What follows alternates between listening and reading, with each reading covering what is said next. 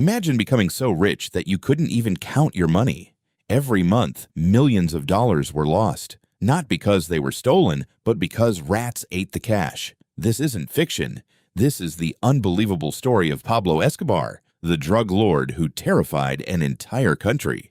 Pablo Escobar was born in Colombia in 1949. He didn't grow up rich. Like many young men in his neighborhood, he dreamed of escaping poverty, but instead of choosing a legal path, he chose crime. At first, Escobar stole cars and sold illegal goods, but soon he discovered something far more profitable: cocaine. During the 1970s, demand for cocaine exploded in the United States. Escobar saw an opportunity that would change history forever. He built a massive smuggling network, transporting tons of cocaine across borders. Within a few years, he became one of the richest criminals the world had ever seen. At the height of his power, Pablo Escobar earned an estimated $70 million every single day. His fortune became so enormous that his organization reportedly spent thousands of dollars every month just on rubber bands to hold stacks of cash together. He owned luxury homes, private planes, exotic animals, and even built his own private zoo. But money wasn't enough. Escobar wanted power. He bribed politicians. He threatened judges. He ordered attacks against police officers.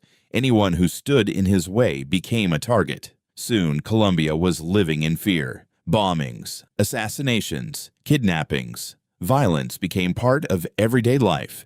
Despite everything, many poor families admired him.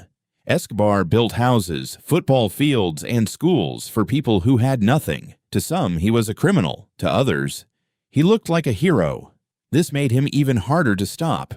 The Colombian government, supported by the United States, launched one of the largest manhunts in history. Thousands of police officers searched for him. Escobar even made a shocking deal. He agreed to surrender, but only if he could build and live inside his own prison. The prison was more like a luxury hotel. When authorities tried to move him, he escaped. For more than a year, Pablo Escobar stayed on the run. The search became more intense every day. Finally, on December 2nd, 1993, police tracked him to a neighborhood in Medellin. As he tried to escape across rooftops, a gunfight broke out. Escobar was killed. He was 44 years old. Pablo Escobar built one of the largest criminal empires in history. He became one of the richest men on earth, but his empire was built on violence, fear, and suffering. In the end, no amount of money could buy him freedom. His story remains one of the most extraordinary and tragic chapters in modern history.